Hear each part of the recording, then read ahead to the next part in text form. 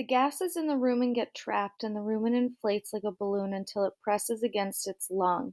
To save the animal, a vet must force a hose down the animal's throat to release the gas. Otherwise, the pressure will choke the animal to death. A corn diet also gives cattle acidosis, too much acid in the rumen. Human stomachs are naturally highly acid. A rumen, however, is naturally neutral or non acid.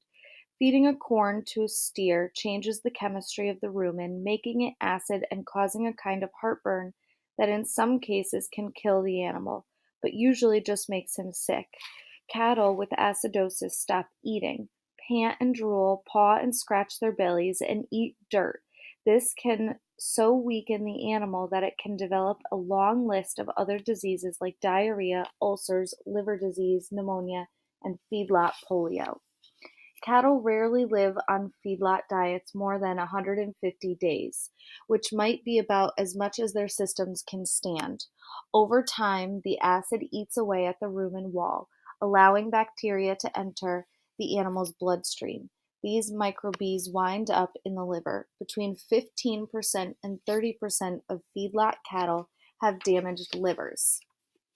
Dr. Mel told me that in some pens the figures run as high as 70%. What keeps a feedlot animal healthy or healthy enough are antibiotics. Most of the antibiotics sold in America today are for animal feed, not for humans. Without these drugs, cattle could not survive.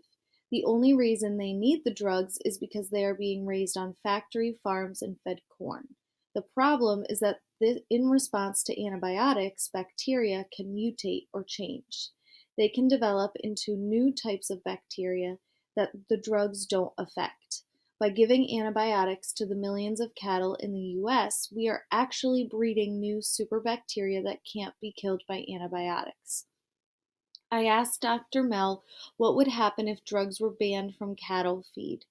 We'd have a high death rate, he told me. We just couldn't feed them as hard.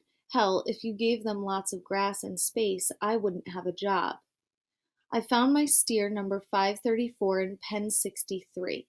Pen 63 is about the size of a hockey rink, with a concrete feed bunk along the road and a fresh water trough out back. My first impression was that his home wasn't too bad. It was far enough from the feed mill to be fairly quiet, and it had a view of what I thought was a pond. When I noticed the brown scum, the body of water is what is known as a manure lagoon.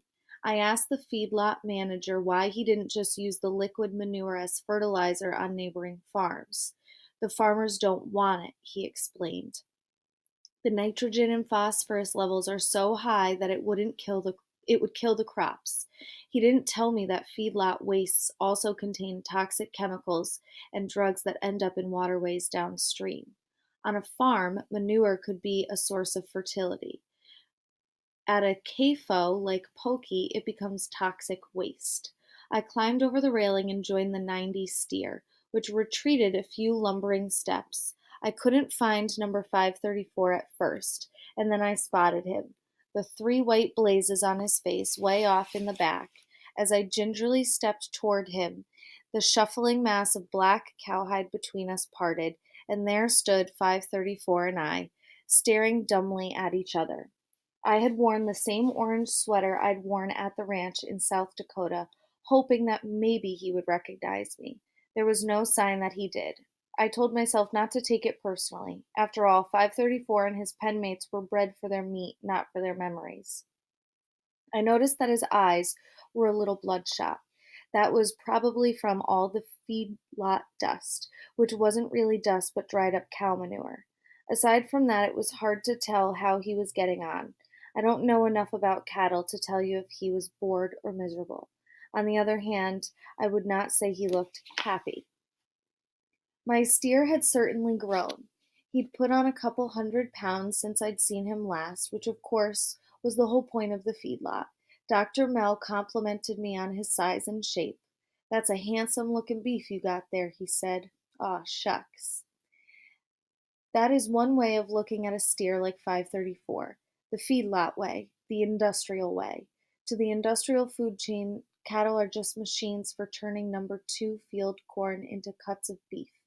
So number 534 was doing a good job as a meat machine. Yet standing there, I realized once again that number 534, despite his name, was not a machine. Number 534 was a living, breathing organism.